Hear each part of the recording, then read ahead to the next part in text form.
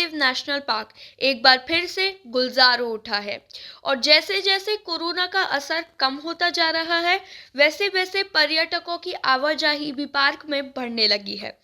पिछले दिनों तक नेशनल पार्क के बाहर जहां सन्नाटा पसरा रहता था वहां अब खासी रौनक दिखाई पड़ती है। कोरोना महामारी का असर पर्यटन व्यवसाय पर पूरी तरह से हुआ है और पिछले एक साल की बात करें तो केवलादेव नेशनल पार्क पर्यटकों से वीरान हो गया था। दुनिया भर के परिंदों की पसंदीदा सैरगाह माने जाने वाले केवलादेव नेशनल पार्क में अब ना तो परिंदों की कमी है और ना ही पर्यटकों की।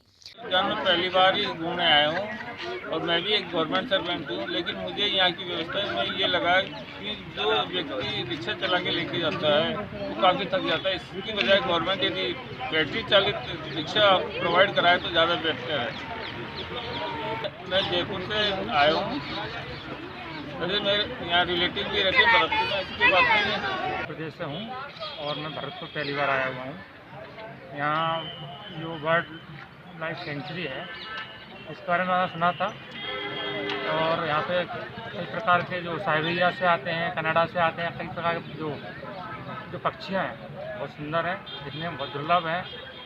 हमारे गुना जो क्षेत्र है जो भी है मध्य प्रदेश के अंदर ये नहीं पाए जाते, ये यहीं पर मुझे दिखाई दिए।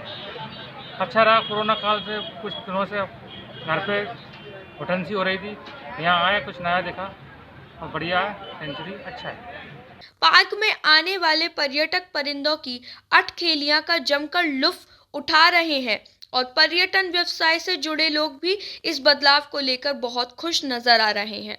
केवलादेव नेशनल पार्क में पर्यटकों को सैर कराने वाले रिक्शों की भरमार भी नजर आती है और तो वहीं पार्क की पार्किंग भी वाहनों से लबरेज है। हालांकि नेशनल पार्क में अभी देशी पर्यटक अधिकांश संख्या में आने लगे हैं, लेकिन विदेशी पर्यटकों का अभाव नजर आता है। नेशनल पार्क का भ्रमण करने के बाद कुछ पर्यटकों से जब नारद न्यूज़ ने बात की तो उनका कहना था कि भरतपुर के केवलादेव नेशनल पार्क नज़ारा बेहद खूबसूरत है और विभिन्न प्रजातियों के परिंदों को निहार कर वे बहुत खुश हैं। Come from Delhi and this is my first vacation after COVID. कितने हो गए भैया हमारे?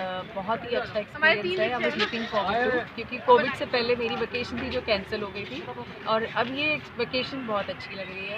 And Bharatpur I am coming for the first time and it's a pleasant experience, pleasant weather and beautiful birds, very different variety.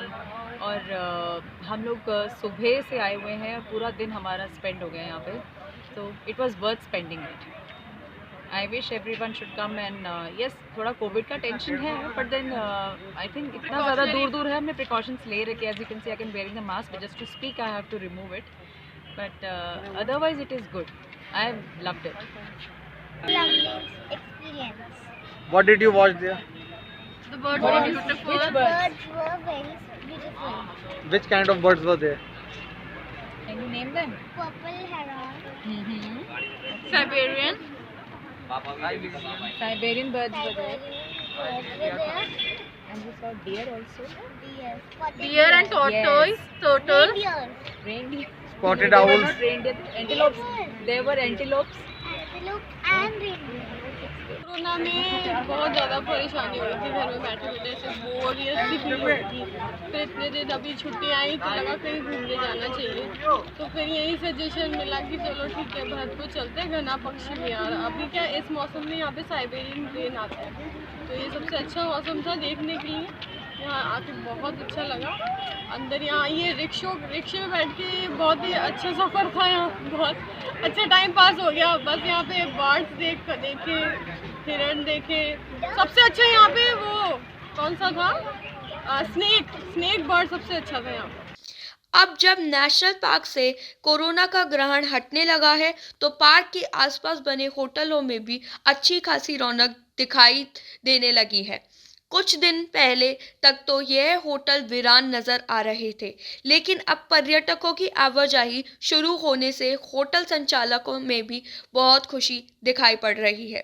विश्व धरोहर Keoladeo national park में हजारों kilometre का सफर तय करने के बाद दूरदराज के देशों से विभिन्न प्रजातियों के हजारों परिंदे आते हैं और उनकी अटखेलियां को निहारने व अपने कैमरे में कैद करने के लिए दुनिया भर के पर्यटक भी भरतपुर आने का मौन नहीं छोड़ पाते।